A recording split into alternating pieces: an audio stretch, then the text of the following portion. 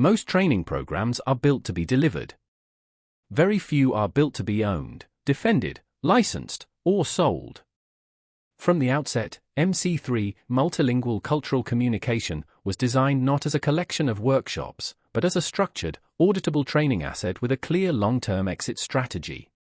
This decision has shaped every design choice, from curriculum architecture to documentation, delivery boundaries, and intellectual property control. This article explains why building with an exit strategy matters, and what it changes in practice. 1. Deliverer-focused training versus asset-focused training. Traditional communication training often depends heavily on the individual trainer. Personal stories. Improvised delivery. Experience-based credibility. Flexible content boundaries. While effective in the room, this approach creates a fragile business.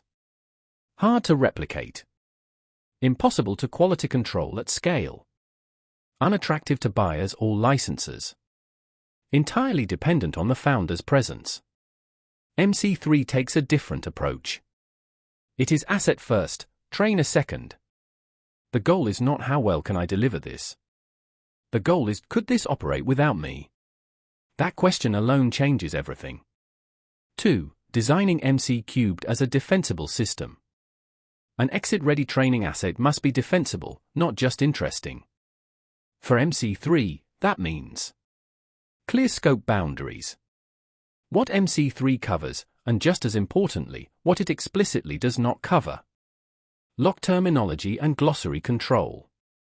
Consistent language across books, slides, manuals, and certification levels. Structured learning progression.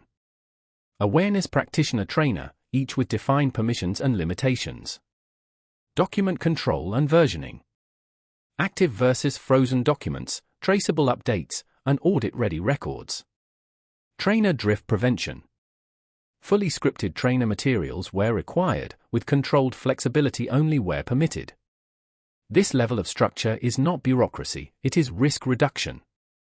Buyers, accrediting bodies, and corporate clients are not buying enthusiasm. They are buying reliability. 3. Why book-based architecture matters.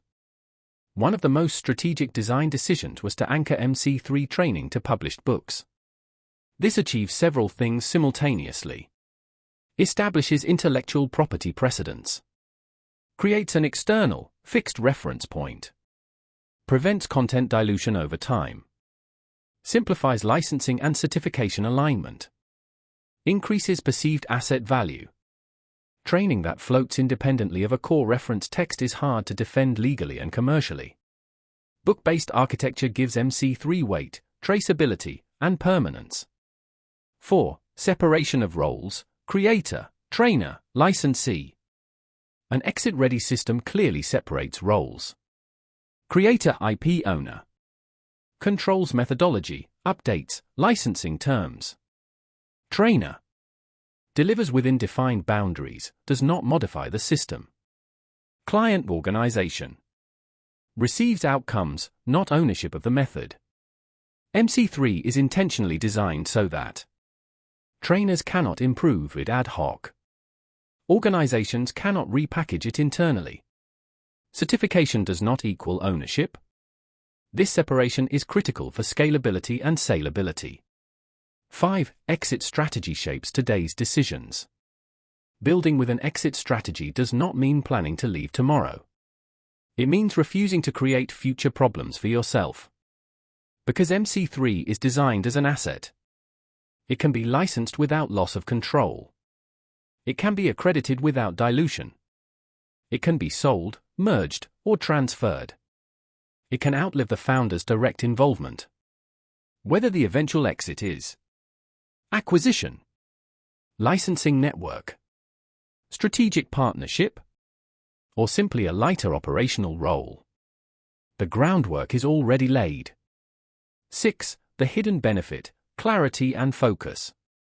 An unexpected benefit of building with an exit in mind is clarity.